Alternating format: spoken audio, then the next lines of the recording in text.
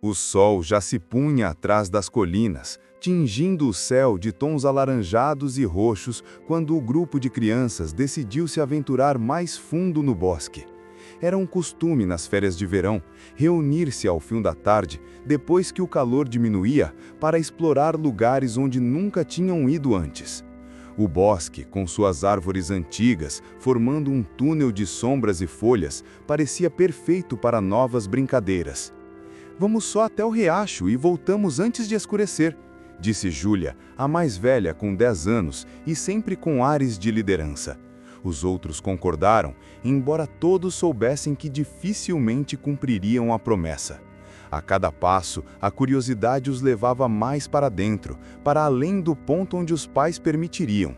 O bosque tinha fama de esconder coisas estranhas, histórias de desaparecimentos contadas pelos mais velhos em voz baixa.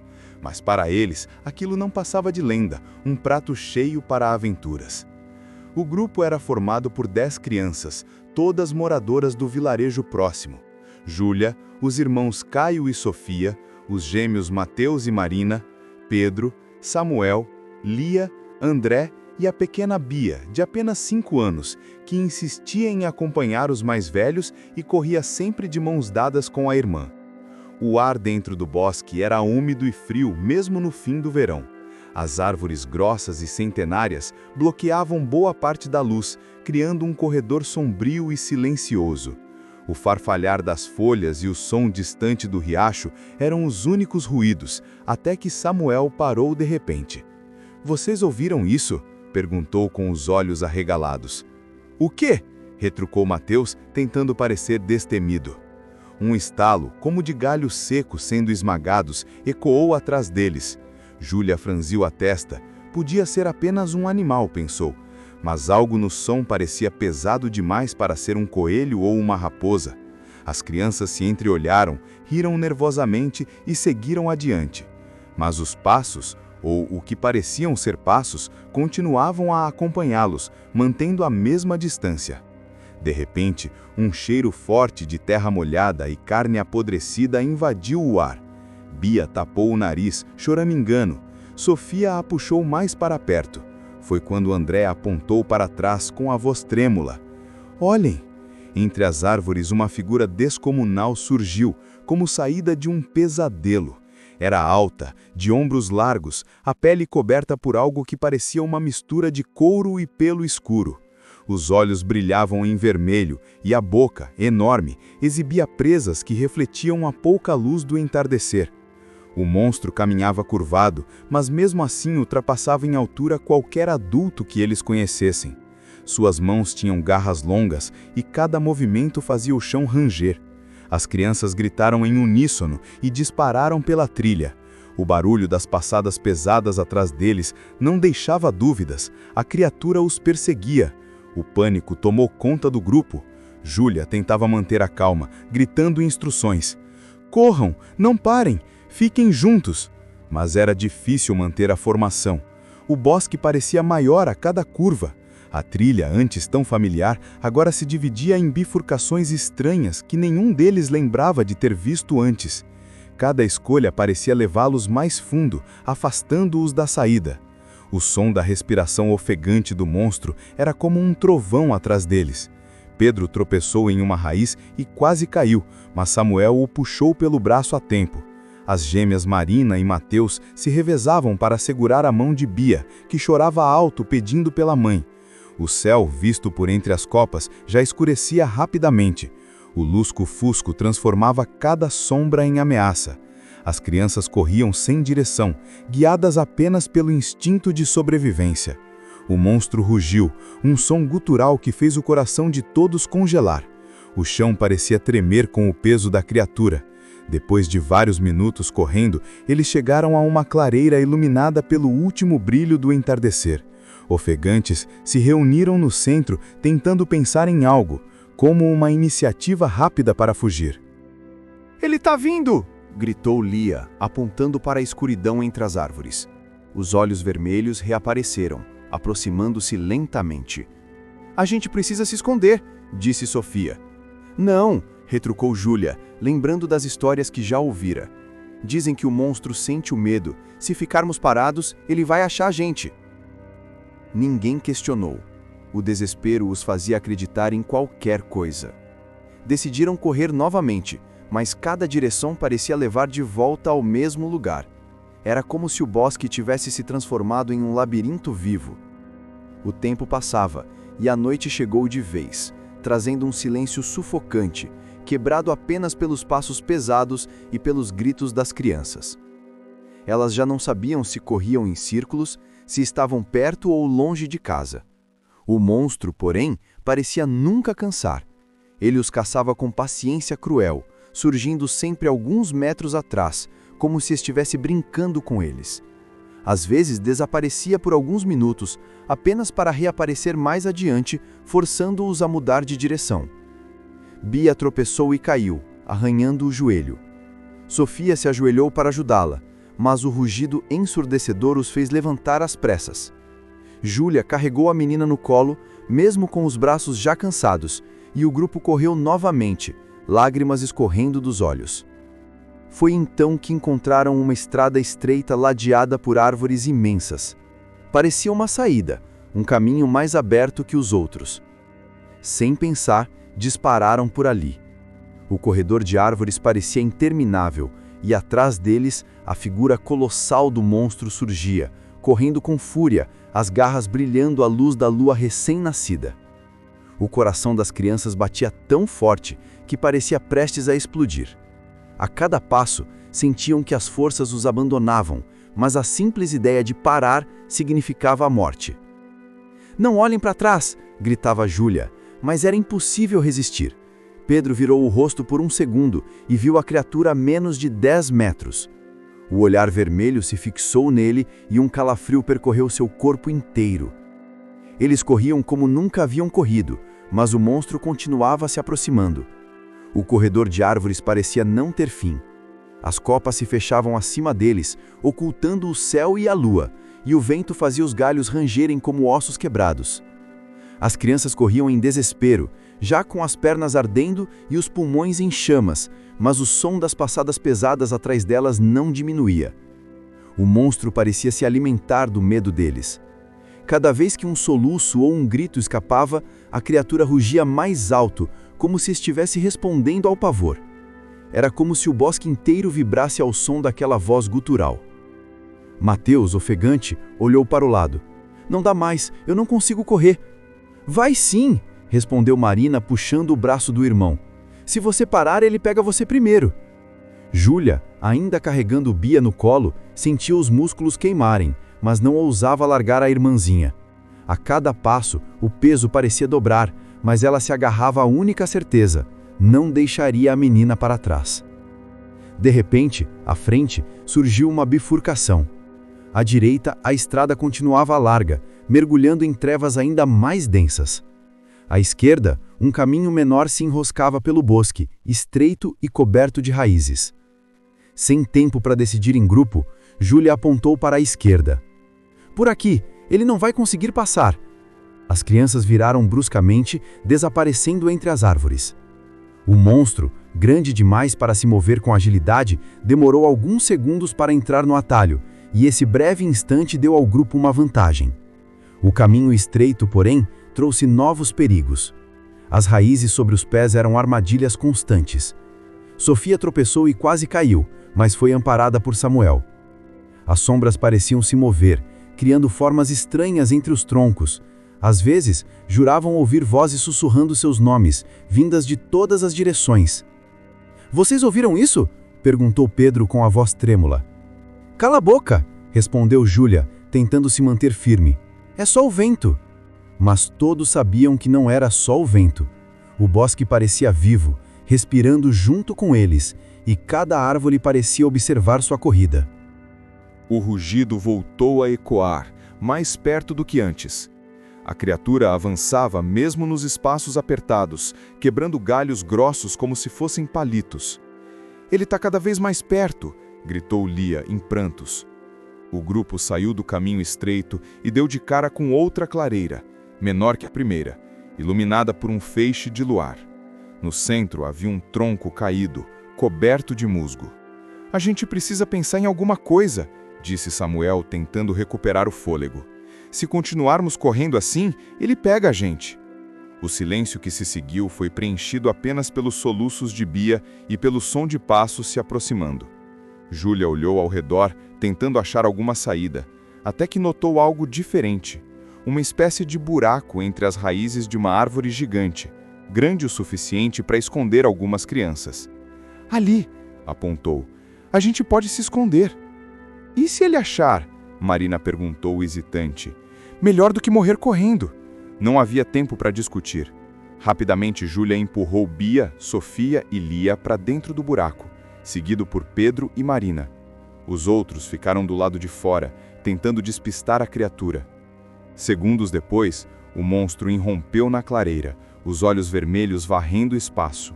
O ar parecia ficar mais pesado e o fedor de carne podre se espalhou. Ele se agachou, farejando, como um animal caçando presas. Mateus, tremendo, pegou uma pedra do chão e a arremessou para longe. O objeto bateu contra outra árvore, produzindo um estalo seco. A criatura imediatamente se virou naquela direção, soltando um rugido. "Corre!" gritou Samuel, e os três que ficaram do lado de fora, ele, Mateus e André, dispararam em outra direção. Do esconderijo, as crianças observavam aterrorizadas o monstro persegui-los, quebrando troncos e galhos em seu caminho. O som dos gritos se misturava ao eco dos rugidos, até se perder na escuridão. Júlia esperou em silêncio, o coração batendo tão alto que parecia que o monstro poderia ouvir. As crianças dentro do buraco mal respiravam, abraçadas umas às outras. Passaram-se longos minutos até que o bosque pareceu se acalmar novamente. "Acho que ele foi atrás deles", sussurrou Sofia. "Precisamos sair daqui e encontrar os outros", respondeu Júlia. Com cuidado, todos saíram do esconderijo. A clareira estava vazia, mas as árvores em volta pareciam ainda mais ameaçadoras, como se escondessem um monstro atrás de cada sombra. Seguiram por onde ouviram os gritos dos amigos, correndo com menos forças, mas ainda com esperança. Cada passo era acompanhado pela sensação de algo observava de perto, esperando o momento certo de atacar. Depois de um tempo que parecia interminável, encontraram Samuel e Mateus encostados em uma pedra, ofegantes e cobertos de arranhões. "Cadê o André?" perguntou Júlia, desesperada. Os dois se entreolharam com os olhos cheios de lágrimas. "Ele tropeçou", disse Samuel engasgado. "A gente tentou ajudar, mas o monstro estava muito perto." Um silêncio pesado caiu sobre o grupo. A ideia de que um deles poderia ter sido levado era insuportável. Mas não havia tempo para chorar. O rugido distante os lembrou de que o perigo ainda estava vivo. Júlia engolheu as lágrimas e disse firme: "A gente não pode desistir. Vamos achar uma saída. André, ele ainda pode estar vivo." Seguiram em frente, exaustos, tentando ignorar a dor. A lua iluminava partes do caminho, mas o bosque parecia se estender infinitamente. Por vezes, tinham a sensação de estarem andando em círculos. Bia, nos braços da irmã, chorava baixinho, perguntando quando chegariam em casa. Sofia apenas acariciava seus cabelos, sem resposta. Foi então que ouviram algo inesperado. Sinos. Um som distante, metálico, que soava como o toque de uma pequena capela. "Vocês ouviram?" perguntou Marina, erguendo a cabeça. "Parece igreja", disse Pedro, esperançoso. Guiados pelo som, seguiram apressados. Cada badalada parecia mais próxima, até que viram, entre as árvores, a silhueta de uma construção antiga, de madeira, com uma pequena torre. Uma igreja no meio do bosque. O portão estava entreaberto e uma luz fraca escapava das janelas. "Pode ser alguém que ajude a gente", disse Lia animada. Mas Júlia hesitou. Algo naquela construção parecia errado. O ar estava ainda mais frio e o cheiro podre havia se intensificado. Antes que pudesse impedir, Pedro correu até a porta e a abriu. O ranger ecoou alto na noite. O interior estava iluminado por dezenas de velas. Bancos empoeirados se alinhavam em direção ao altar, onde uma enorme cruz de madeira se erguia. Mas não havia sinal de pessoas. As crianças entraram, fechando a porta atrás de si. O silêncio era tão pesado que podiam ouvir seus próprios corações. "Isso é estranho", murmurou Marina. "Quem acendeu as velas?" De repente, os sinos tocaram novamente, mas agora tão próximos que o som parecia vir de dentro das paredes. E antes que pudessem reagir, um rugido familiar ecoou atrás deles. O monstro estava ali. O rugido encheu a pequena igreja, como se as paredes fossem feitas para amplificar o som. As crianças se encolheram, virando-se em direção à porta. As dobradiças tremeram com uma batida violenta, seguida de outra. A criatura estava tentando entrar. "Não tem saída!" gritou Samuel, olhando em volta, desesperado. Júlia correu pelo corredor central, os olhos vasculhando cada detalhe. Precisava encontrar qualquer coisa que pudesse ajudá-los. Então, percebeu que atrás do altar havia uma porta estreita, quase oculta pelas tábuas da parede. "Por aqui!" berrou, apontando. Sem hesitar, todos correram até a porta, empurrando-a. O espaço atrás era um corredor apertado, que descia em escada de pedra, como se levasse a um porão.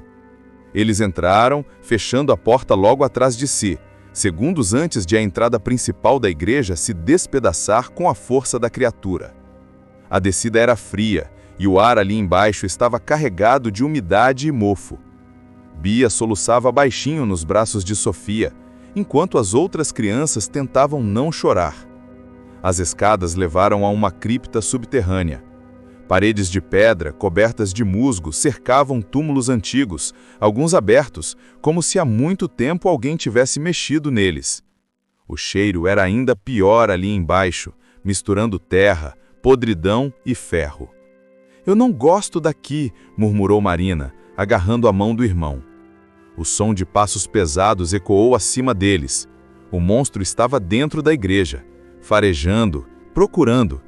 O ruído das garras arranhando o chão de madeira fazia o coração de todos congelar. Júlia respirou fundo e disse em voz baixa: "A gente precisa achar outra saída. Deve ter algum túnel." Enquanto exploravam, Samuel tropeçou em algo metálico no chão, um candelabro enferrujado. Pesado. Ele o pegou, apertando firme nas mãos, como se fosse uma arma. Pedro, inspirado, puxou uma tábua solta e fez dela um pedaço de madeira pontiagudo.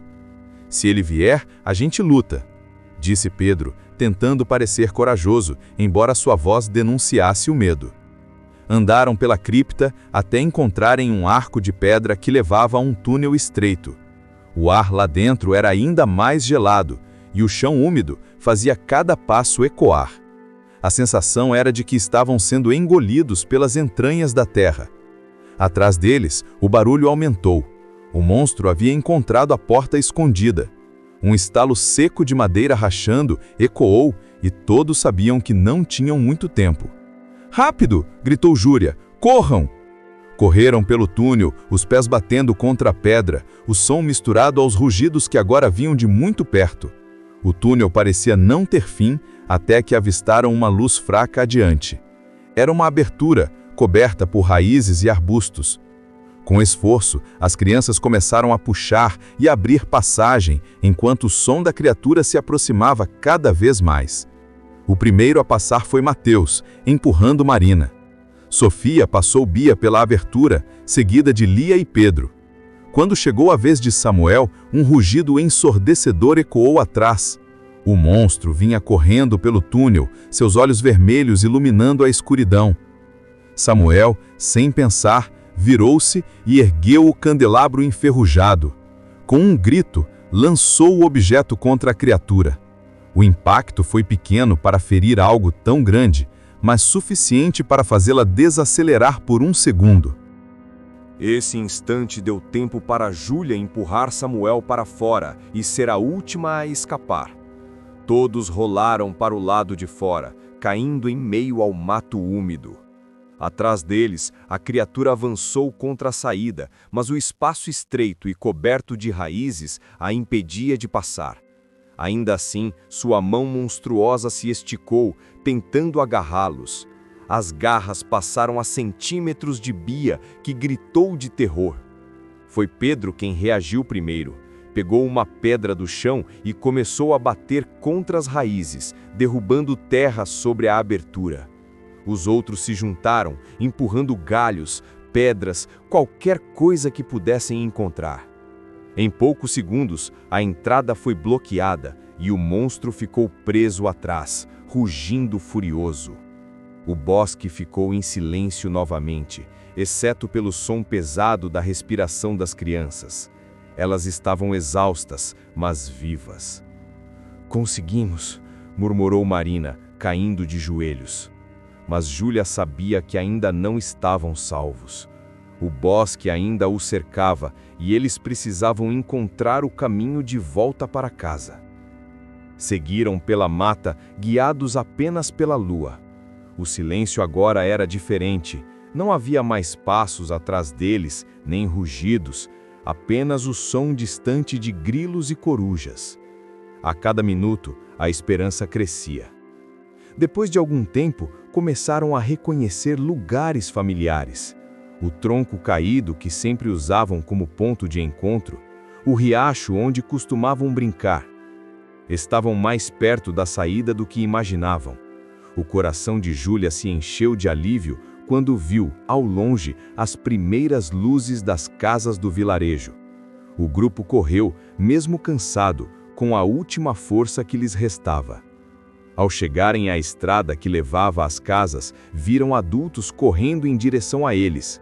Eram seus pais, que haviam se desesperado com a demora.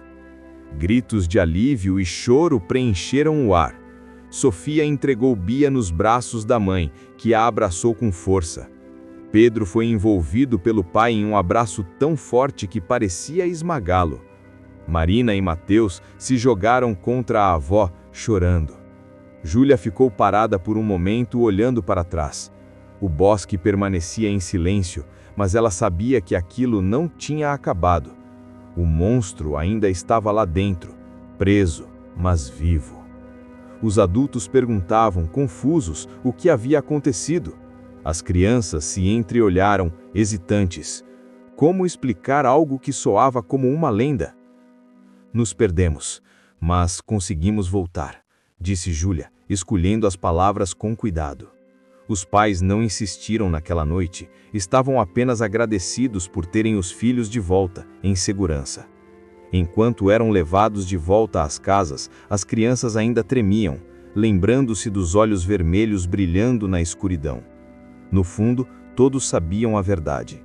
O bosque guardava um segredo sombrio, algo que caçava quem ousasse entrar ao cair da noite.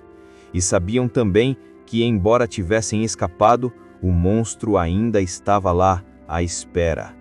Mas por ora estavam em casa, estavam vivos, e naquela noite dormiram com a certeza de que, unidos, haviam enfrentado o pior pesadelo de suas vidas e vencido.